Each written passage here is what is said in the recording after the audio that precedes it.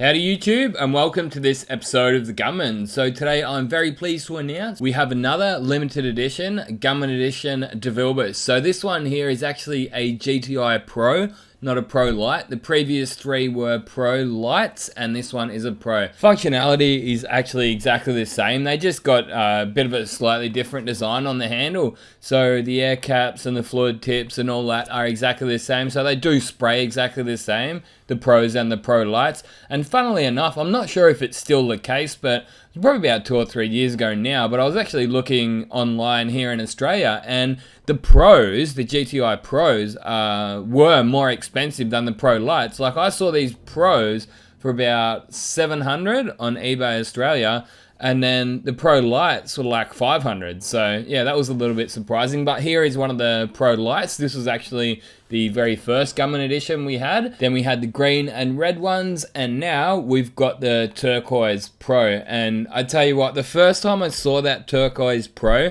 I thought, wow, that's like a bit over the top. I honestly thought it was too much. But now it's my favorite gun. I swear, I love this thing. The color is just so vibrant, and I love the matte finish on it too. I don't know, there's something about it. It's got a slightly textured finish on it too, but it is really easy to clean. That was one of the first things that I came to my mind when I started seeing some of these textured finish and matte finish spray guns. I was wondering how they would hold up over time and how they would clean. And I can tell you now that they do actually clean really easily, like no harder than a standard gloss finish spray gun. So as you can see there, that Pro Lite, the greeny grey coloured Pro Lite, that's over a year old, and it's, yeah, clean as if it was new. You probably noticed that inside the box they've still got those DVD ROMs or CD ROMs, whatever they are. And I gotta ask, like, I'm always asking myself whenever I see that, I'm like, why do they even put that in there? Like, I'm sure nobody plugs it into the computer. Like, does anyone even have a CD-ROM in their computer these days? Like, well, I do, but, I mean, I never really use it. But either way, come on, DeVILBISS. Like, it's 2020. We don't really need CD-ROMs. Like, send us to a website. Like, give us a QR code or something like that that we can zap onto with our phones if there's some information that we really need. But I did actually plug one of those CDs into the computer, like, man, it must have been 10 years ago when the Pros were new, like, yeah, over 10 years ago. I put it into the work computer, and yeah, it was just some boring stuff on there. I was like, man, it's a spray gun, I know how to use it, you know. But that aside, I decided to get the T110 air cap this time and just give it another shot. So it's one of those caps that I'm on and off. Like, sometimes I'll use it and I'll be like, hey, this is actually really good. But then as it warms up in the warmer months here in Australia, it gets really, really hot, and you really do need to lay that material down as fast as possible. And I've found that the T110 is just a little bit restricting for me. So it's one of those things that, yeah, like, I use it on this job here, and it was sort of early spring as I painted this Range Rover Sport, I think it was. And yeah, it was great, and I'm like, hey, loving it. And then I did another job like a week or two later, and it was on a warm day, and I'm like, yeah, nah, it's too restricting, it's too slow, and I wasn't really enjoying it. So it's one of those things that I'd probably recommend it to beginners. Maybe it's actually a really good beginner's air cap, the T110, and that's because it's a bit slower than some of the other air caps. So TE20 is quite a lot faster. Air consumption of the T110 is pretty low too. I think it's like 265 liters per minute, so it's actually pretty close to the TE10, but I just find that it gets a nice glassier finish. But as I say, it's just that little bit slower. So yeah, it's going to slow you down. It's going to get less material, but it's going to get less of a thick orange peel, a much finer, thinner orange peel, and a thinner finish, thinner film build. So if what you want is build and what you want is speed, which is what I want a lot of the time, you know. So when I'm laying that clear coat down on a really warm day, or even that base coat for that matter, I want something that's going to get that material out a lot faster, and the T110 just doesn't quite do it for me. But for a workshop environment, I still stand by TE20 is the best all-rounder. You know, you can get the nice glassy flat finishes if you like, crank that pressure up a little bit higher, go nice and close and move quickly, and you actually can get that really nice fine glassy finish that you can get out of the T110. But the T110's just, it's one of those things that it's going to want to get it a little bit finer, if you know what I mean. So it's one of those things that look, I'd say, yeah, TE20 for most people in the workshop. If you're playing from home, probably go TE10, even T110 maybe. But yeah, look, it's one of those. But yeah, I've got the NSI Water Lotus Edition, which for a while, like, I remember it being like last summer. It was around the time when I did my updated top 10 video. And in that video, I was saying, oh yeah, I'd be more likely to go for the Supernova for a dead flat glass finish than the TE10, like you see me using here. But honestly, that is a bit of an annoying spray gun. It is so unforgiving. Like, I'll just be going along using my pro lights day in day out, having a great time, and then I'll go and grab the Supernova, and if you're not careful, you'll go and get yourself a run really easily. Like I actually did the other day. It really caught me off guard. I didn't see it coming, and yeah, I got this big hanger through the quarter panel on a black Mercedes. I've actually got all the footage of it. I got some video footage. So yeah, let us know if you'd like me to, eat some humble pie and show you guys this big run that I got. But I did actually get it out, so yeah, we'll do a video on it. Why not? We'll do it. But yeah, as I say, like I would these days, I would rather this slightly slower spray gun and not get runs, not get hangers and stuff like that. So I don't know, it's up to you really.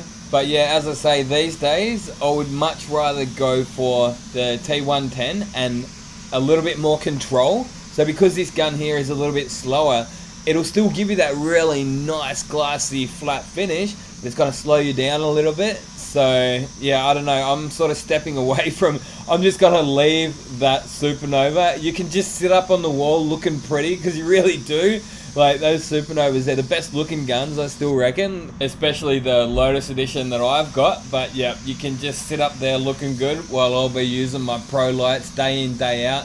Well, I've actually found the pro lights use a lot less material too. For whatever reason, those Supernovas, they just pound through the material, man. Like I'll put an extra 30 or 40 mils per panel down using those Supernovas. There's just one hell of a cloud, and I don't know exactly how it does it, but it just breaks that paint up really, really nice to lay it down nice and flat. But look, I always look at the spray fans of my spray guns, and what I've noticed is that the pro lights, they're more of like a half moon shape. I mean, when you're looking at the fan side on, whereas the Supernovas, they're like a triangle, the shape of the fan. I think what that does is that it makes it really unforgiving for, it's just going to overload it if you've tilted the gun forwards or backwards a little bit. Whereas with the gradual shape of the sort of semicircle size of the fan, I just find it a lot more forgiving. Like you can tilt your hand forward or backwards, and it's not going to result in heavy spots with the pro lights.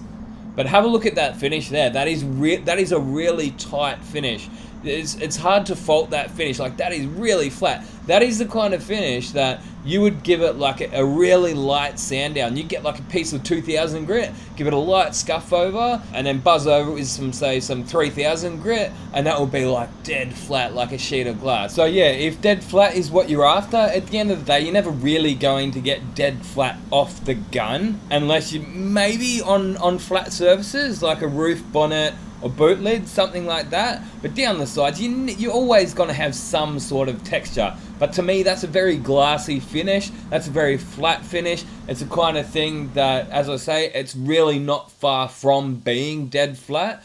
But yeah, this is another one. I actually just sprayed this afternoon. I got some footage of it, so I thought I'd include a little bit of this at the very end. So this is the TE20. So I'm not sure if you guys can notice that there's a little bit of increased speed. I'm not sure if you can notice that, but I can. Even just sitting here doing the editing work, I can see that the gun is moving a little bit faster, and that's just by changing the air cap, not the fluid tip. So I'm still using the 1.3 mil, which again I've found is the best all-rounder. Maybe go 1.4 in the middle of summer, or 1.2 in the middle of winter. But as I say, yeah, best all-rounder is 1.3. You can use it all year round.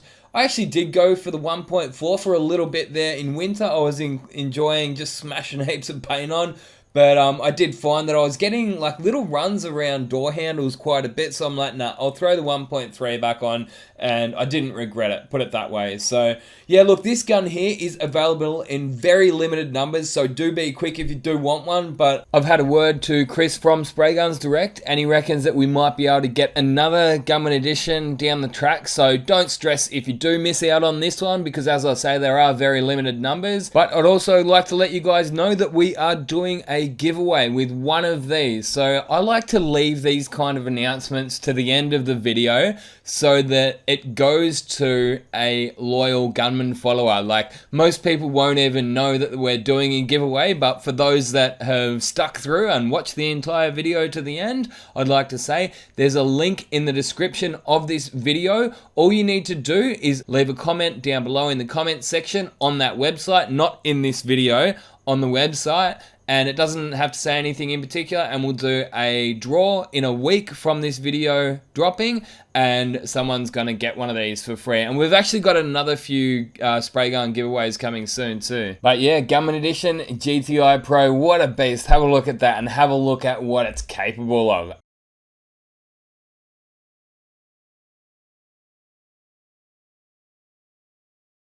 I'd like to say a big thanks to everyone for watching, and if you'd like to support the channel further, you're more than welcome to go over and check out some of the merchandise we've got. My personal favourite is those spray suits, so they're a good quality Colad branded spray suit with the Gunman logo on it. There's also hats, drink coolers, hoodies and t-shirts, so be sure to go over and check out the link in the description if you are interested. All that aside, I'd just like to say a big thanks for watching, and that is enough to support the channel. But as I say, if you'd like to go the next step, then be sure to check out some of that merchandise.